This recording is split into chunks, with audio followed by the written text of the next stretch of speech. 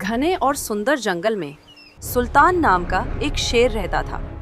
उसकी दहाड़ सुनते ही पूरा जंगल शांत हो जाता था। लेकिन सुल्तान बहुत घमंडी था। वो हमेशा सभी जानवरों को नीचा दिखाता और कहता, तुम सब कमजोर हो, इस जंगल का असली राजा सिर्फ मैं हूँ।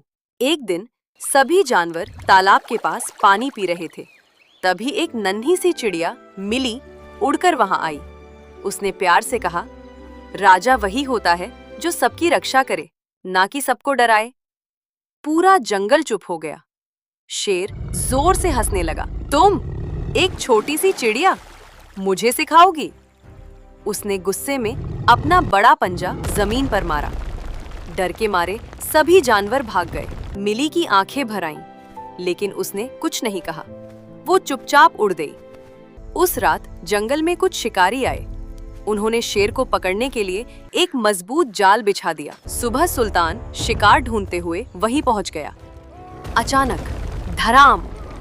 शेर हवा में उछलकर जाल में बुरी तरह फंस गया। वो जोर जोर से दहाड़ने लगा, बचाओ, मुझे बाहर निकालो। लेकिन इस बार कोई नहीं आया। सभी जानवर दूर खड़े होकर उसे देख रहे थे। एक बंदर धीरे से बोला, जब हमें जरूरत थी तब इसने हमारी मदद कब की? शेर की आंखों में पहली बार डर था।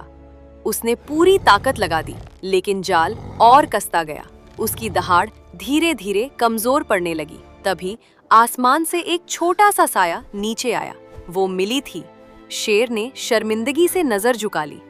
उसने धीमे स्वर में कहा, मैंने तुम्हारा अपमान किया था, फिर भी तुम आई? मिली ने मुस्कुराकर कहा, अच्छे दिल वाले मदद करते समय पुरानी बातें याद नहीं रखते। ये सुनकर शेर की आंखें नम हो गईं। मिली तुरंत जाल की रस्सियां अपनी चोंच से काटने लगी। उसकी छोटी सी चोट से खून निकलने लगा, लेकिन वो रुकी नहीं।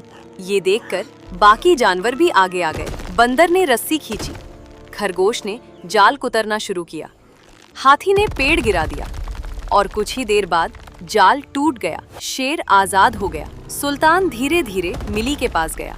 पूरा जंगल हैरान था। शेर पहली बार किसी के सामने झुका। उसने कहा, मैं जंगल का सबसे बड़ा जानवर जरूर हूँ, लेकिन आज समझ आया कि सबसे बड़ा दिल तुम्हारा है। उस दिन के बाद सुल्तान पूरी तरह बदल गया। अब वो किसी को डराता नहीं था। वो कमजोर जानवरों की रक्षा करता था। और नन्ही मिली, अब पूरा जंगल उसे सम्मान की नजर से देखता था, क्योंकि उसने सबको सिखा दिया था, असली ताकत शरीर के आकार में नहीं, बल्कि दिल की अच्छाई में होती है।